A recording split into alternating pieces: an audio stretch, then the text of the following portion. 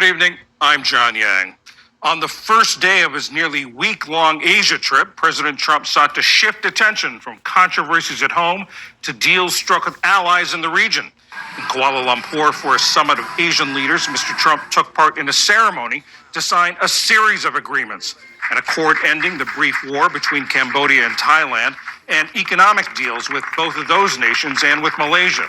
Addressing the summit, Mr. Trump tried to reassure a region that's been hit hard by U.S. tariffs. My message to the nations of Southeast Asia is that the United States is with you 100%, and we intend to be a strong partner and friend for many generations to come. Together we'll create incredible prosperity for the nations on both sides of the Pacific Ocean and to seize new opportunities for all of our people.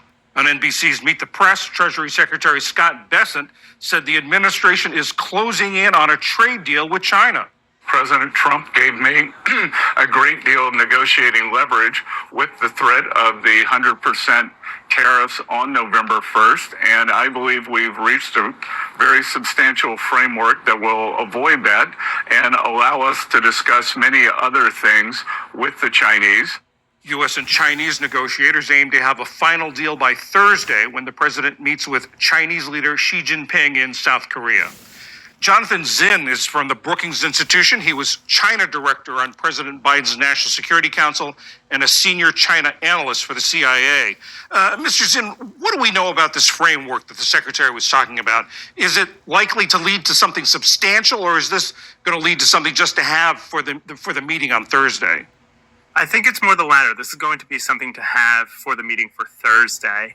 And I think that this has kind of been the story throughout this trade war since Liberation Day back in April, where you will have skirmishing between the two sides. But then the focus in the particulars will come down to focusing on relatively narrow agreements on either specific sectors or specific firms, without ever getting to some of the strategic trade issues that ostensibly animated the trade war in the first place. There was talk from the U.S. side about Chinese purchases of soybeans, a deferral of China's export controls on rare earth elements, and some kind of deal on TikTok.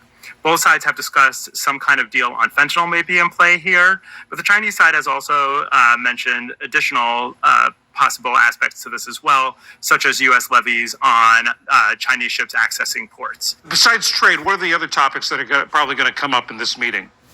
In the run-up to this meeting, President Trump broached the possibility of discussing Ukraine with the Chinese side, with Xi Jinping, and Taiwan has come up as a possible area of discussion as well. Trade has really been the predominant focus throughout these discussions, which is why the main conduit of exchange between the two sides has run through Vice Premier Ho Li-feng on the Chinese side and Secretary Bessent and Jameson Greer on the U.S. side. What's at stake for each leader in this meeting? I think for President Trump, there's a fair bit at stake. I think this is an important element for him to demonstrate his persona as a deal maker, and I think that has been an important theme throughout this trip so far and his other international engagements. For President Xi, I think the goals are actually less ambitious here. He's looking to sustain the relief that he secured earlier in the year from U.S. trade measures. I think he sees that as a win for right now. What's the relative bargaining strength, as it were, of these two leaders as they go into this meeting? Does one side be in a stronger position than another? I think from the U.S. side, there are a number of cards that the U.S. has to play and points of leverage that we have.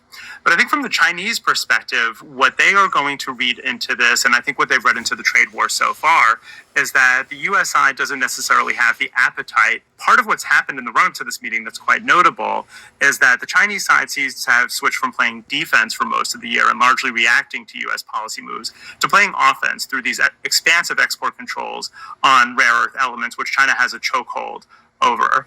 And I think the fact that the U.S. side did not follow through with its threats to retaliate and kept this meeting on the glide path, I think Beijing is going to see that as a sign that they can enact these kind of measures with impunity.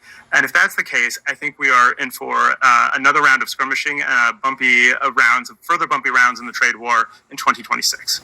Mr. Trump has other meetings, of course, leading up to this. He's going to Japan to meet with the new prime minister, in South Korea, the APEC summit. What are you watching for in those meetings? The fact that the meeting is occurring at all, I think, is significant for the Japanese. We are dealing in Japan now with a new prime minister and one who's new to international diplomacy. She is from the more conservative wing of the party, and had said before that she might be much tougher with the Trump administration, but we've not seen evidence of that since she's taken office and in the final run-up to securing her position. Instead, what we saw on Friday, right before her meeting with President Trump, was an indication that Japan would elevate its defense spending from 1% to 2% of its GDP. And at the APEC meeting? And at the APEC meeting itself, I think this is probably going to be the tough thing for the South Korean side, is that Trump's meeting with Xi is kind of overshadowing the whole event.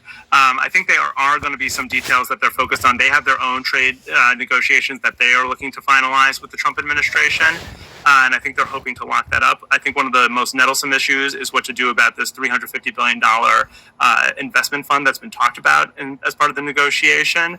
But for the most part, I think for not just for the Koreans, I think for throughout the region, because there hasn't really been a clear Indo-Pacific strategy articulated by the Trump administration, they're going to see the meeting between Trump and Xi as a proxy sign for the administration's broader approach to the region. Jonathan Czin of the Brookings Institution, thank you very much.